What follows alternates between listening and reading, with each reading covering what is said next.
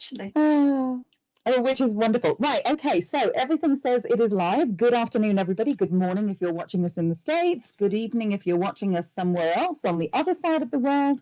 I'm just going to talk for a moment whilst I share everything out. As you can see, I'm with the lovely Annabel. We aborted our attempt to talk to Annabel from 2 weeks ago, and we've re-slotted it in here. But you will see that there is no Kelly. And that's because Kelly at the moment is presenting and doing a panel on the Digital Women platform. So she's doing a talk there. So I'm just going to share out this and just make sure everything is live as we go. I'm just going to refresh everything. And please do tell me what's the buzz in your business. So I know that some of you are here already. What's exciting? What's happening? What have you done? What's coming up for you? What is happening that you are doing? We've got a couple of things going on. I've done a couple of talks around vision boards. I'm really missing running vision boards. So if you're up for a virtual vision board, pop a little yes or a yay in the comments. I'd really love that because I'm really missing running people kind of dreaming big and bringing that towards you. So that's going to make me really happy. But, and if you're watching this later on, do a hashtag replay because, we love a hashtag replay because then we can answer your questions and everything else and tag the lovely Annabel. I'll tell you more about her in a moment. Well, she's going to tell you more about her in a moment, actually. But some of the other buzz in our business is, as well as doing the talk today that Kelly's doing, she's also got a talk on Monday. For those of you who want to know more about online courses, she's doing a talk on Monday for a group called Bismosis that I'm involved with. So let me pop those in here. Hi, Tosin. Hi, Nigel. Yay! Oh, I'm pleased. That's exciting. I will see what I can do about that. But so Kelly's actually doing a talk for Bismosis around how to create online courses that sell. So if you missed it live the first time and you want to actually ask her questions, you could actually do that on Monday at 1 o'clock. Annabel, whilst I'm sharing this out, tell us the buzz in your business. What's going on, my lovely? Two big And buzzes. then and then we'll find out more about you. Two big buzzes. My business is 40 years old this month. So this is the Amazing. last day of June. So it's the last time I'll be able to say this, right? So the original company formation was June 1980. So that's a long haul, isn't it? And we It were going to is. celebrate with all sorts of events, but obviously that's been a bit tricky because we can't even get a tiny group together in the room. And the other big buzz is I've decided to celebrate by getting myself a dog. So Oh, you see. So tell everybody what it is and where and the palaver that you're going to go through to go and get it. well, it's a Xolo or a Xolo Ishiquitli, which is a Mexican hairless dog. Looks like a Nubis. It's dark with really big ears, and they're not a common breed in the UK. And we've managed to find one as a rescue dog, which is even doubly unusual.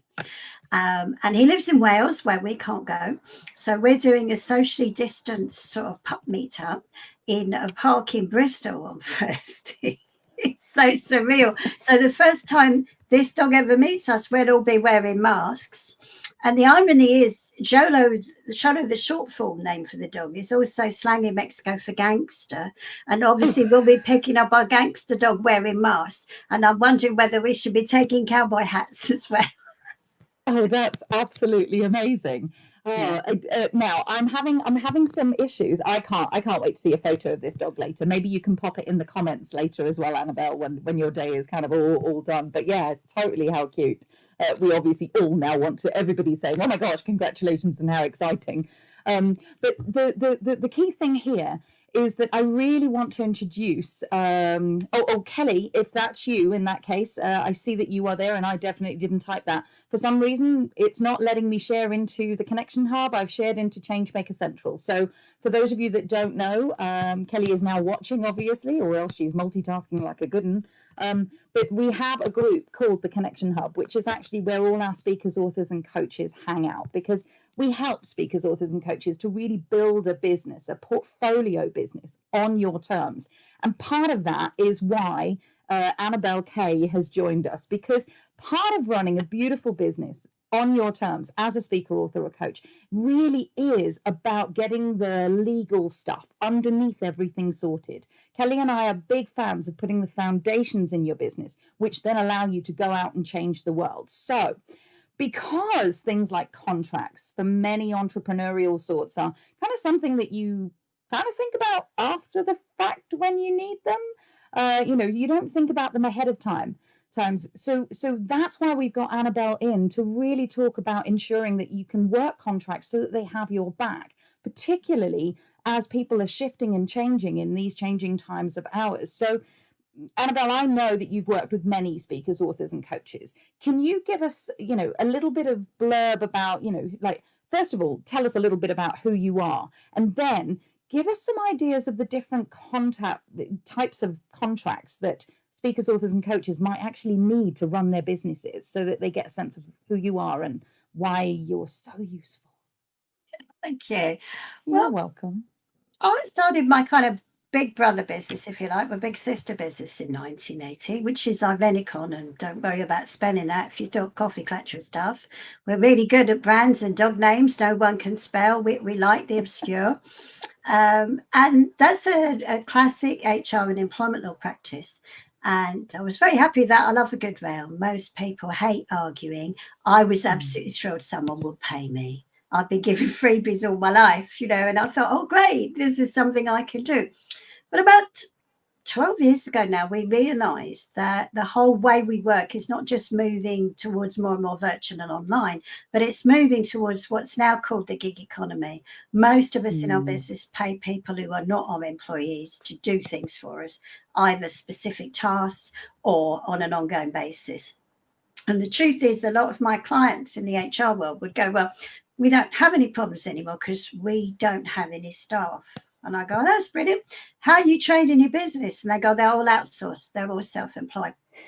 And I would like to point out something that was blindingly obvious to me, but might be a bit obscure to some people. Telling everybody they're self-employed doesn't mean they are. 40 years of employment law, we just figured that out.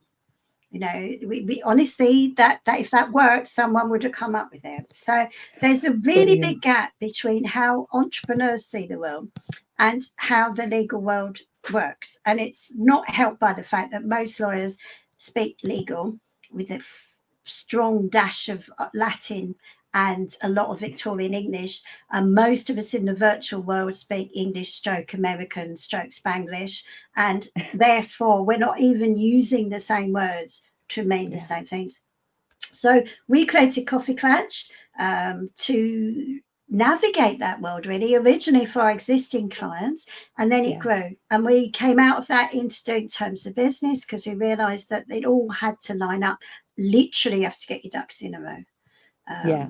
So that's the short answer, really. The long one takes all night, and nobody's really that committed to it, I think. And you can all hear, I think, and appreciate that, when you want to translate the lawyer speak, that Latin speak, etc., having someone like Annabel to go to for the different contractual elements that you might need, particularly for those of you who've just gone, oh, hang on a minute, I actually outsource to a whole bunch of people. Maybe I might need to pay more attention here. You can hear that one of the reasons why we love having Annabel in our team, and when she says we, she's also talking, oh, bless you, she's also talking about a lovely man who hides behind the scenes called Christopher Head. But we hide him behind the scenes, and Annabel comes out and tells us all about this. Thank you very much, Kelly. Kelly's just put the, as you can see, we've got it on the screen so you can spell it, so that we're taking that mystery away. But it's also now in the comments, so you can go and have a look for yourselves after this is all sort of over and done. But the thing is that having mentioned the contracts, give us an idea of the different types of contracts that a speaker, author, or coach might need to create to run their business efficiently. Well, I think of it as a circle, and quarter of that circle, you're facing your customer. So you've either got online events, delegates, corporate, there's a lot of spaces where you're speaking or you're creating a book. I mean, I wouldn't like to upset anyone by calling their book a product, but, a thing that is sold rather than. We do. Yeah. Oh, good, We because don't people mind. get a bit touchy about that. Yeah, So we eradicate that very, very. We like that you call it a product because it is good. still something that good. Good. Because I understand a lot of people go, it's product. Really, it's product. But anyway, so in that sense, you've got your business facing what you sell. And a lot of people don't have proper contracts. Now, I'm not a literary agent, by the way. That's a completely different subspecialism, you know. And For you, sure. if you need a literary agent and people who do that, that's something that we're not expecting. But there are other things you do. You go do events where you will or will not give out signed books. You'll do all sorts of things, and it's not nailed down. And the Yeah. speaker world, and I'm a member of that world. You kind of can't keep me quiet, is awash with people saying, I never said the client could reuse the video or make it part of their course. I said I'd speak for free because they were going to have 600 people in the room, and I got there and there were 11 grannies, and 2 of them were dead by the end of the talk. You know, there's a big lack of connection between the people who are organising events and the Yeah. people who are delivering and what they think. And part of that's a legal problem, and part of it's a communication and onboarding problem. So, Mm. and I've been there. I mean, I was just telling you earlier, I've come off a gig that shall be nameless when I kept saying to them, what's the platform? What's the brief? How do we do it? And they Yeah. just went, well, you just go live, you know. And I said to them, how does this normally work? They say a lot of people don't turn up. And I was like, oh, go figure. Mm. Yeah, we talk a lot to people around, actually qualifying the gigs and actively really kind of talking it through. But as you say, there is if you are spending, when we talk about on your terms for us is literal. It's are you going to be enhancing or wasting your time, energy, resources, money, and skills by doing the thing that you're doing? And of course, the contracts that sit underneath that, speaker contracts or even showing up contracts in some way, they absolutely support people, don't they? Yes, and obviously, when you set something down contractually, people sober up a bit, because one of the Mm. things about getting a gig is, you get really excited. I mean, first few gigs, you'd almost pay them, wouldn't you? I was like, oh, somebody wants me. But when you give them a contract, you say, this is my deal. These are the facilities I need from you. This is Yeah, what I'm expecting. This is what I deliver. This is extra, by the way. You can't do this stuff with my stuff unless you've got a separate agreement. You'd be yeah, surprised how many people go, oh, because in their mind they had a foggy deal that they kind of had you in some way that would morph at some point into them being able to do some stuff, and you'd not really have any input on that because you'd have already given the talk. yeah. And so I think, and I don't want to be unpleasant about this, but the best time to plan your breakup is when you're dating, right? For Because at sure. that point, you make sure where your assets are and what's going on. And you have to approach every business relationship, and I don't want to be negative, on the basis that it's going to end, because the Hmm. chances of you selling to the same customer to you or they shuffle off this mortal coil is remote. But even that's an ending. So Yeah. most arrangements that you have in business, buying or selling, end. And we're all It's focused on really, beginnings.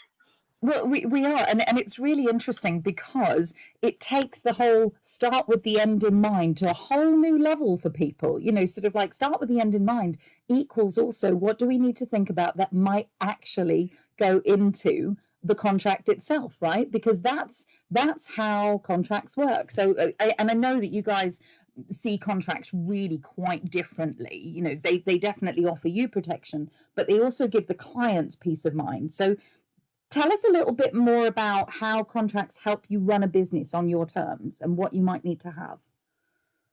Well, you need, if you like, terms of sale, terms of business to give your own customers clarity and peace of mind, for sure. Yeah. Because I was with someone the other day who runs a very big VA forum, but it's the same across all industries. And she said the majority of disputes that they arbitrate, which they do, come from people having completely mismatched expectations in the first place, and nobody Mm, wrote down properly what the deal was. yeah. So, if you're going to do, I mean, it depends. I know speakers who, before all this maniac phase we're going through at the moment, we're doing 3 gigs a week. You can't Yeah. possibly expect to remember what you arranged for all of those and have those people remember what you said, and they're booking 60 speakers and you're doing whatever. Clarity, not just having written it down, that's a Yeah. great step, but written it down clearly, which Mm. even with authors, and I love you dearly, but it's a different type of clarity. It doesn't benefit from emotions or nuance. In fact, the less nuance there is in a contract, the better.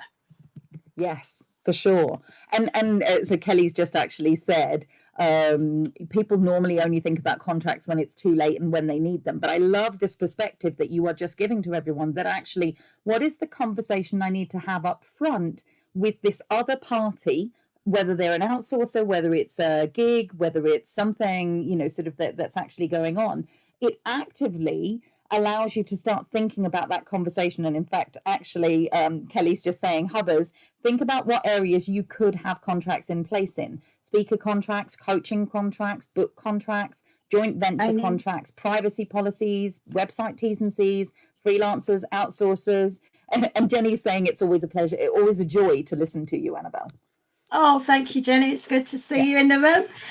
And Yeah, I think there's a watchword for all of you this is say no first. surprises. Sorry, Oh, Danny. I no was going to say the surprises for sure. watchword I'm going with at the moment across GDPR, across contracts, across payment, across IP is simply this: no surprises, Mm-hmm. right? Yeah. You should be able to predict what the client will do, and they should be able to predict what you're going to do about stuff. And that means no surprises, not stuff you assume. And we're seeing an awful lot of assumption. And of Right. course, when people assume and it's coming to your money and your intellectual product, they very rarely make assumptions that are to your benefit. For sure, for sure. And so I think there are probably some more mistakes that you can definitely highlight. So there's a couple of questions coming in, if you're all right to take Yeah? those. So we've got a couple. So Arthi says, joining us from South Africa, how do we copyright our IP on training materials?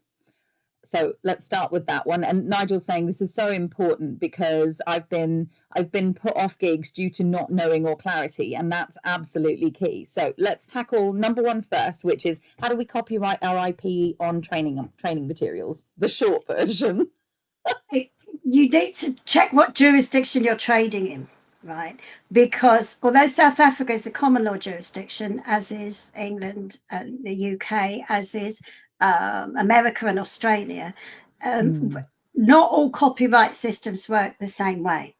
yeah, Right. So you can get this off Wikipedia. You can Google copyright in, and yeah, because the big question is in Germany, for example, copyright is registered.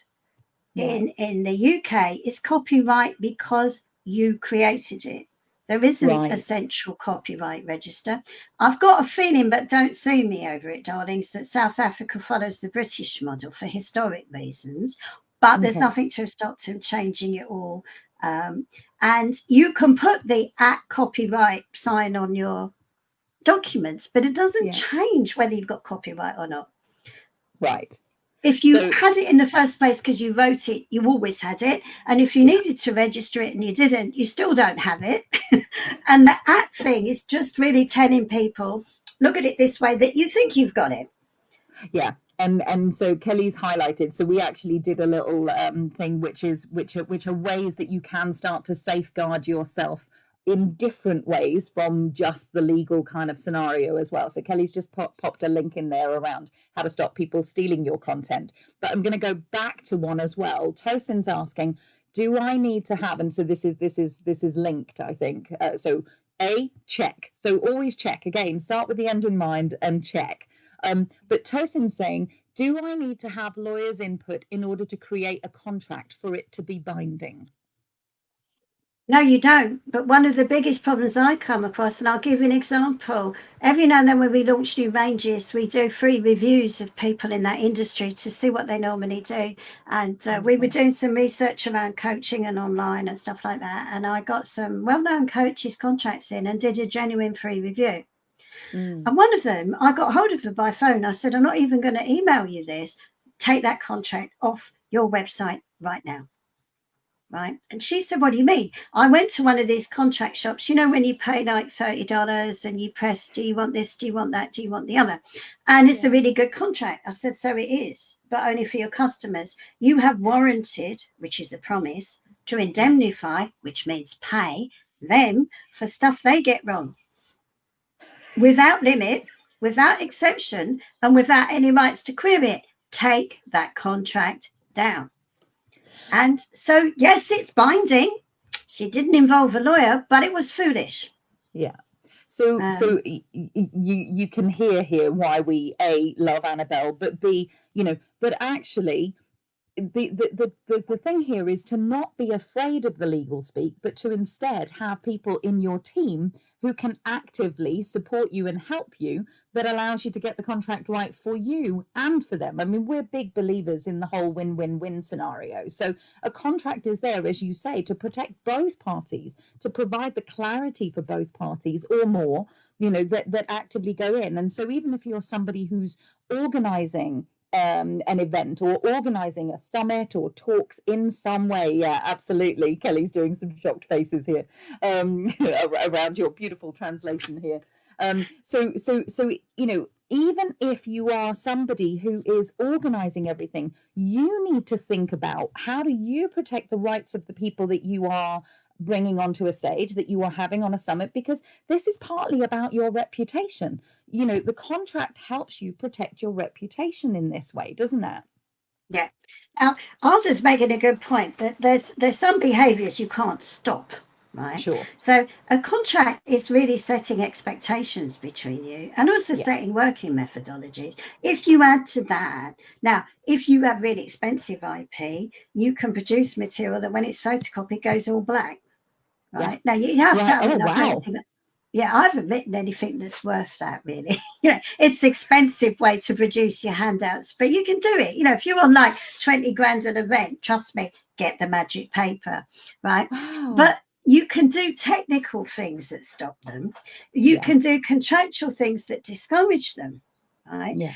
But at the end of the day, people are naughty. So what we build into our contracts is, and if you do anyway, this is how much you owe me.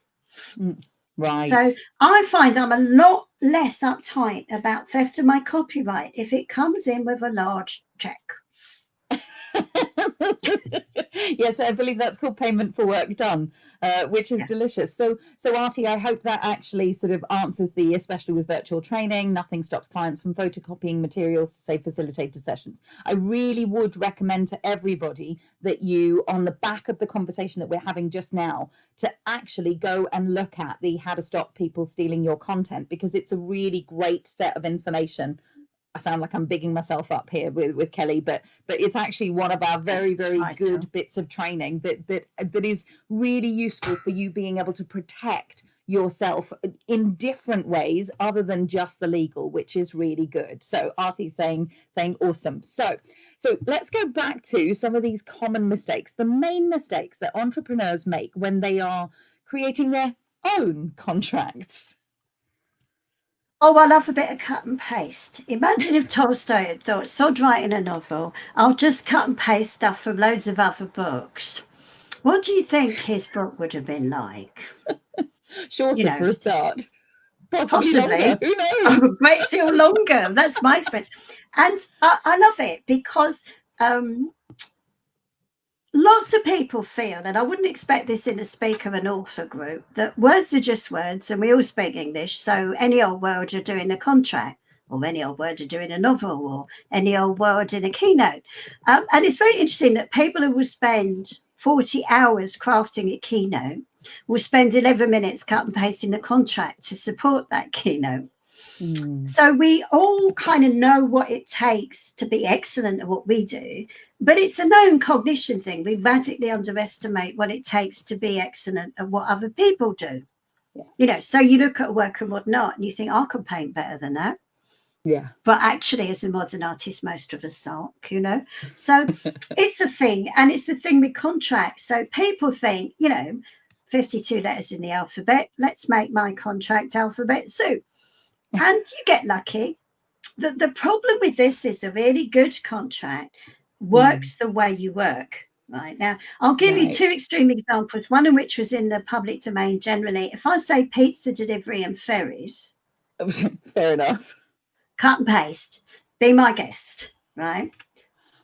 They just cut and pasted their terms for running a ferry company from a pizza delivery company. Smart move. But I Wow. actually had a client a few years ago, and I mean, I'm not that line of work now, who did a lot of franchising, and they had a franchise dispute. And although I'm not a franchise expert, people often bring me in to read stuff because I read really fast, and then I'll go, there's 11,000 pages of rubbish, but there's 4 words you want to worry about. But I Mm-hmm. got to about page 5 and I said to the guy, how much did you pay for this contract? And he was, I'm in an ring, and he said, well, I copied it. And I said, that's lovely. He said, why? And I said, well, you're running a pizza chain. And on page 42, it says you will deliver 5,000 pairs of shoes a month. And I'm a bit worried about what you're doing with the shoes. Where are the restaurants putting them? And he said, what are you talking about? And I said, well, and what he'd done was he'd cut and pasted something, but he hadn't really read it. So he'd sub-assembled all these bits, and they didn't make sense. But the problem is this: in common law jurisdictions, and it's similar in others, but I don't speak for every legal system in the world. The Mm. person who did badly, who broke the contract, the one in the wrong, Yeah. cannot rely on the contract to sue. So this is Right. no legal speak, like the way they say it. The party in breach of contract cannot rely upon that contract. Now, what does that mean? If you contract to give someone 6,000 pairs of shoes a month and you don't, you are in breach of contract, and probably fundamental breach, because it's not you just didn't do enough shoes, you didn't do any, right? Now you want to sue them for stealing your copyright because you only licensed it, you didn't give it to them, but you're in breach of contract. Right. So your contract has just gone. Now, I know it's extreme and it's oversimplified, and lawyers are going to get hold of me and go, but what about the general principle of this, that, and the other? But as a mindset, that's how it Yeah. works. So if you cut and paste the contract and it's full of things you've promised that you're not doing, the things you made them promise they would do, you can't enforce. It's really interesting because we were having a discussion in a sort of business forum, a bunch of peers and I, just around the whole. Most speakers, authors, and coaches, they're either working in a self-employed basis or a lot of them have limited companies. And of course, when you take on the limited company, you, as the ambassador of the company, are making decisions on behalf of the company. And I think one of the things that a lot of us forget or neglect is to actively go, how do I protect this entity in a singular fashion? And copy paste is definitely not the way to go, is what we're hearing here, because the chances are, even if you copy paste, you won't have read every single piece. You'll just go, that's good enough, because a lot of us are in a hurry or we're procrastinating in some way. But this is something that really is safeguarding you and safeguarding your business. So that's why we love you being in our group, and you kind of the whole coffee clutch idea around, how do I get a contract that absolutely works for me in the way that I've set up my business model? Because that's the other thing. As speakers, authors, and coaches, you don't have a cookie cutter business model. And most contracts that you can, as you said, go onto the shop and just kind of download, fill in your bits here, they don't take into account the fact that we make this up and we make the business suit how we work and what we want it to do for us. And for that reason, you need something that is bespoke to your business, right? Yes, and we think of these businesses internally, we call them the plat businesses, because when you've got a plat because you've got these different threads, and Yeah. quite often we take a coffee clutch template. I mean, we don't normally these days start with a completely blank piece of paper. We would never charge anyone Mm, thinking, oh, I don't know what a contract is. Where do I begin? sure. That's a bit cheeky. That's for Yeah. junior lawyers in city law firms. But No um, digging. no, but you know what I mean. They I spend get hours it. doing stuff like that. But For sure. we know that everybody's plat is slightly different. So we're often talking to people going, well, look, we're 80% there with the consulting thing or the training thing because that's your big revenue stream. What Yeah. about these other bits? Do we need separate contracts? Are they that different that really you Yeah. just need to go, we switch from A to B? Or do we need to put 2 paragraphs in your main contracts because that's the only difference? So we're always measuring the gap. And of course, one of the problems with cut and Yeah. paste contracts is you don't know the business model of the person whose contracts you're cutting and pasting. And Yeah. quite often they don't either, by the way, because they just cut and paste it off someone else. Yeah. And So, that's actually that's one of the key things, isn't it? I mean, it's this whole, how do you balance out the contracts? I think a lot of people watching, whether now or sort of in the future, are probably going to be sat there going, yeah, but contracts are expensive. Like, what how do I prioritize that when I actually need to spend money on my automation and all of these other things? So I think a lot of people see contracts as an expense they can't afford, even though it's something that will safeguard and protect them. So how can they protect themselves at a sort of minimal cost? Well, I'd like to address that. But before the C19 madness began, that Yeah. mentioned regular surveys, and the average small business has about £6,000 worth of time a year that they don't charge for or can't get the money in for. Right now, I don't know what this year's Wow. numbers will be, but I doubt they'll be Yeah. lower. Yeah. Now that's a combination of bad debt, not getting paid because there were disputes, giving up on the argument. I don't give up on arguments, but I hear it's a thing, you know, Yeah. or equally, it's not charging for things that you thought were chargeable that the person who's your client thinks isn't, and Mm. you don't want to go into this embarrassment of issuing an invoice that isn't. For most of us, that's a significant amount of money. If you're rich Yeah. enough to kiss goodbye to 6 grand a year and not bother, call me afterwards. But um, that's really good news. You can take me out to dinner when we're allowed. Yeah. But that's a big effect. So, Yeah. and obviously, if you're losing the equivalent of that in non-billed time, not just bad Mm. debt, you're going to go, I can't afford a decent contract. Yeah. But actually, you can't afford not to. Now, our simplest contracts, and they're branded our way, and they are templates, but they're templates geared to a function. They're not like Yeah. freelance contracts. So if you're paying a VA, we've got a VA hiring contract. It'll do at least 80% of what you want to do at its very, very basic level with our logo on, cost you £45. Amazing. Now, if you haven't, and they go up, I mean, our top line's 250. Let's not go mad about this. We're not in Yeah. the 10 grand contract business. Yeah. But But if you don't that have the as a equivalent, business, but yeah, that as a business, even £250 as a business that safeguards you and that actively, sort of has a little bit of support in there, that is affordable, and that is something that every person watching can start to go, hang on a minute, actually the last time I reviewed how I'm protected in the business was a while ago, and actually over the next 3 months, can I win a gig, can I put aside something that allows me to safeguard the business? For sure you can. £250, you absolutely can, even if you have to sort of rob Peter to pay Paul in some way. As you say, if it can safeguard you bringing in, like, the ROI on that is palpable. 250 versus 6,000. Let me think about that, right? It's contextual. yeah, and of course they do come with support, because I think the big difference That's between what we what we love. do and most people's business model for law is our support is in the price. So depending the level that you've joined at, you get 6 months a year or 18 months. This is group support. I mean, we're not going to do a major piece of litigation for you for Sure. 250 quid. But that's 18 months support.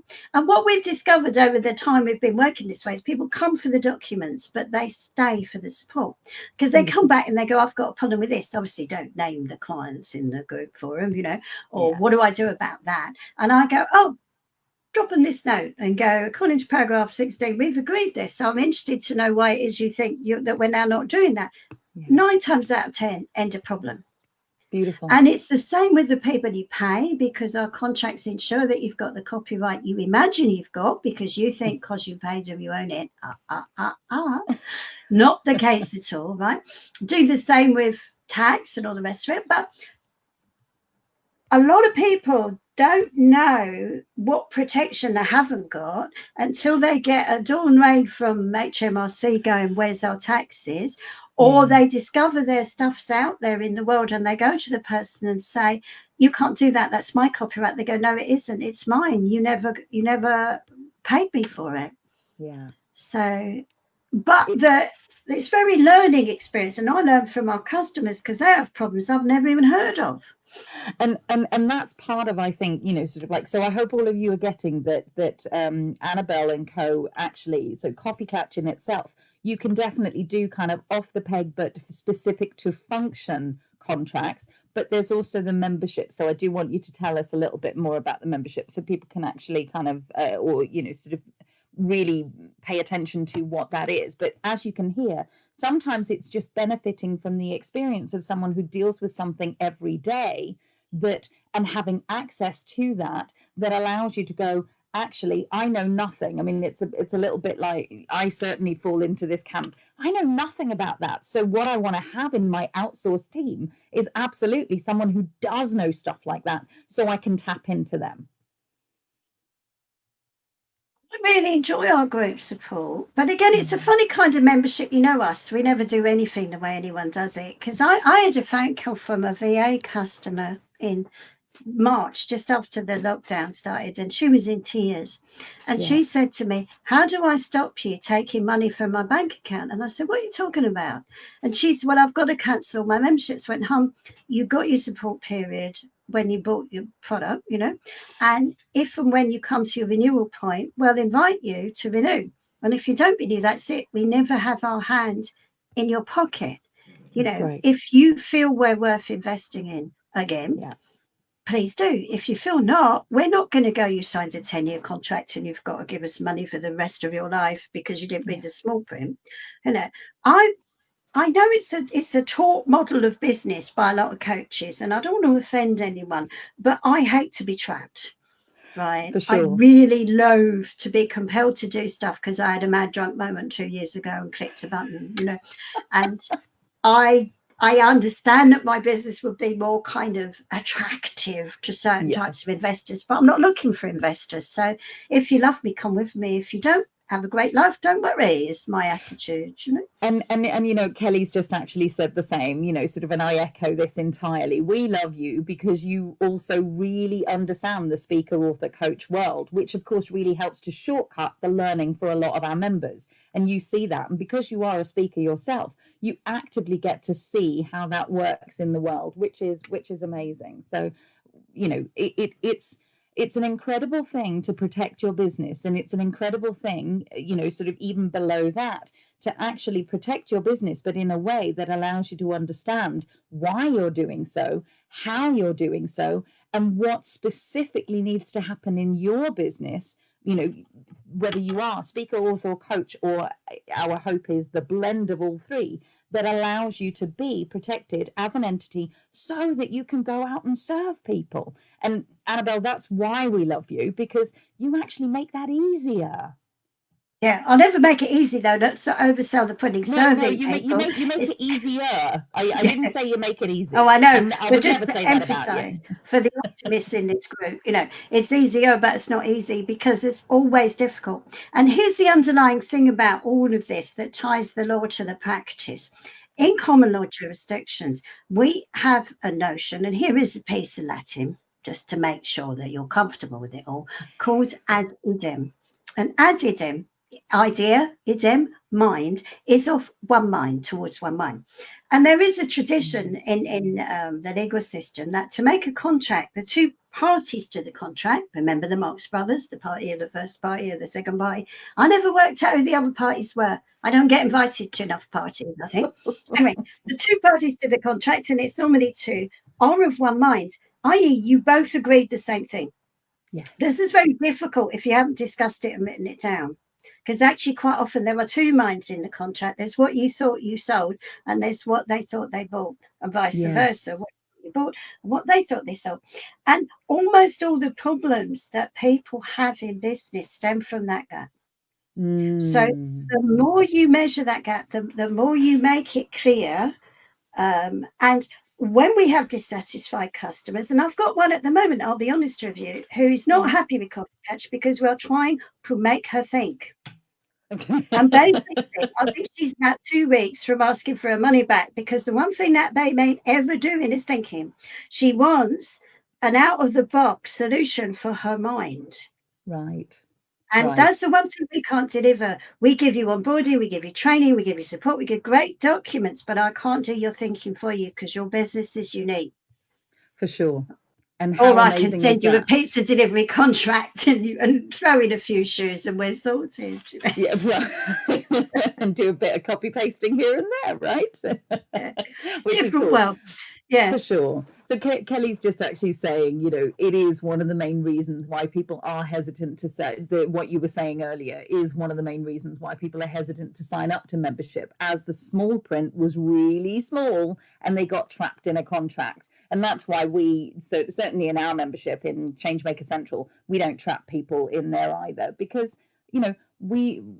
we think people should have the right to choose, exactly as you're saying. So people have the right to choose, but people also have the right to think, and they should be encouraged to do so. And I think that's Yeah. one of the things you guys do really, really well. Would it be cheeky if I put in when we revise our own contracts, please come and turn up prepared to think about some things. We know we're lots of people in a hurry, 3 a.m, you've got a problem, you want an Yeah, answer and you want 2 words, don't you? And yeah, sometimes if you've had a 20-year problem, two words not, doesn't yeah, do it, But no, it really speakers and doesn't. authors don't normally have trouble thinking.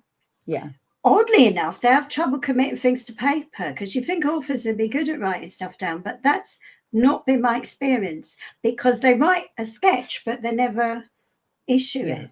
Yeah, and I think that's, if there's one call to action for all of you, it's to go have a think about how well are you protected at the moment. Did you do some copy pasting of your own of T's and C's? Get honest with yourself. Don't worry about putting any of that in the comments, but just get honest with yourself and honest for your business, and actively start thinking about, in the contracts that I'm doing, in the delivery that I'm making, am I protected, and am I protecting my clients? Is there clarity? And that's really what we want for all of you. And that's why we're putting Annabel in front of you, and indeed the Coffee Clutch service, just so that you understand that there is someone who doesn't do huge amounts of legal speak, but actually does legal translation, if you like, into what a speaker author coach needs. So, we can't recommend you enough. And in fact, well, we do recommend you a lot. There's Nigel. He He's said, not on yep, I copy toes. pasted. Ooh, good on you, Nigel. I I guess mean, it you've might got a be all little bit right, of a, Nigel. You might have got lucky and copy pasted a really brilliant contract written by someone who understood that business, and that business might just be like your business. So, apart from the fact you're in breach of copyright, great move. Um, you're doing fine, but it is a bit. And also, there are other things like there's a whole of GDPR and data handling if you're a speaker or a coach, right? That has to be sorted out. And a yeah. lot of people go, I'm just little, or doesn't apply to me, or I don't handle a lot of people's data, or somehow mysteriously I have a unique personal exemption from the legal system in the UK because I'm me. You name it, I've heard it all. But again, no like and trust. Yeah. How can they trust you if you're leaking their data? Yeah. And a lot of big businesses now, and I've seen this in the last 2 years, started with big ones, they do what they call due diligence. Right. And we did see before the beginning of this lovely C19 hiatus, event organisers saying to people, well, this is the data you're going to get, this is the data people have permitted, in a way that was sadly lacking before. And we've seen a lot of old school speakers, shall we say, go, but I've got the right to everybody's data because I'm speaking, Yeah. and that's just Yes. part of what I expect. And it's like, well, it's not in your contract, love. Yeah. And expectations that are not in your contract are just demands. Did you all hear that? Expectations that are not in your contracts are just demands. So And we all really, love a really demanding interesting. person. Yeah, of Yeah. course, of course. And whilst we could go on for ages and ages, I am going to kind of wrap us up, just because I think you all hopefully have got that little impetus to go and have a look at what have you got in your business, what might you need to actively add to the to-do list to do a good old check over, and what might you require that you actually haven't currently got. And even doing some of the thinking around, a lot of you have maybe switched to doing a lot of virtual delivery as a speaker. That's certainly, and in some ways I'm really glad Kelly's not here, because if we got onto the whole speaking contracts and what you are delivering for them in the moment versus what they have access to, with the advent of recorded trainings and all of that kind of stuff, there's a whole other thing that we could open up. But we're not going to do that because it's 45 minutes in, and I'm just Yeah. going I to was do going a to say, great how big long have you thank got? you. I'll be here till midnight. For sure. Tosin saying that's tweetable, that is. How fab. So they can obviously get in touch with you, coffeeclatch.co.uk. How do you best like to be contacted, hun? I'm an online bunny. I really am. Via the website, via the Facebook page, which is really called Coffee Clutch, you know. If you Google Coffee Clutch, we get around, you know. Yeah. The reason for that is I'm constantly doing pre-scheduled lives, pre-scheduled ones-on-ones. The chances of reaching me by randomly dialing a number and getting me are 1,000,000 to 1 against. And I've got 2 days off this week because I've got to go and get my socially distanced Dog! puppy. Oh, Yes. And so I'll excited definitely about the share him dog. with you. I've got a lovely picture of him I'll put up after the live. And We'd he's like that. called a Jolo Ishi Crinkly or something. Don't ask. He's going to be a Jolo in this house. And he For looks like a sure. Nubis. And he looks like he could stubborn for England. So I think I might have my hands full for a while. Amazing. It's all I The can two say. So husbands there. in I can teach dogs. Oh, amazing. We shall hear the stories of that as they go on. I am just going to say this one little thing, and then I'll say thank you. Kelly's just saying, so I will let her definitely have a voice on this just because it's so important. I think she's saying, I think it's really important point for those who are speaking to sell or lead gen, as they often think they don't need speaker contracts as no fees are involved. But you need it for data collection, filming rights, etc. So please don't think you're exempt, is what we're saying. Check rather than pray is the key thing. And Joe Fellows is saying, great info. Thank you, Annabel. I look forward to hearing from you about a partner agreement we emailed about earlier. There we go. How That was delicious. today, I hope so, Yeah. because normally I'll respond to people, but I've been having a mad morning, Joe. I'll fish it out. And yeah, Yeah. we know there's a lot of partnership and joint venture stuff going on at the moment. And Yeah. it's a brilliant counterpoint to all this gloom and doom in Which other is great. areas. A lot of new developments, a lot of new alliances taking place. And I'm so excited to see you all doing it. I'm Yay. looking forward to knowing a lot of really famous rich people. Then I can come on your island. Hurrah! Well, that makes sense, of course, with the dog being looked after elsewhere. So, on that note, thank you, thank you, thank you. You can obviously find Annabel inside the Connection Hub as well. So, if you're not a member in the Connection Hub, please do join. There, 7,000 speakers, authors, and coaches, and the people who, like Annabel, who support them and make sure that they can go out and do their thing in the world. It's a delicious thing. So, do come and join us if you're not already a member. On that note, Nigel says, thank you, really useful, really enjoyed your approach, Annabel. And that's exactly why we have you in our gang. Thank you all. See you next Tuesday for another Facebook Live and Kelly back. Speak soon. Bye. Bye.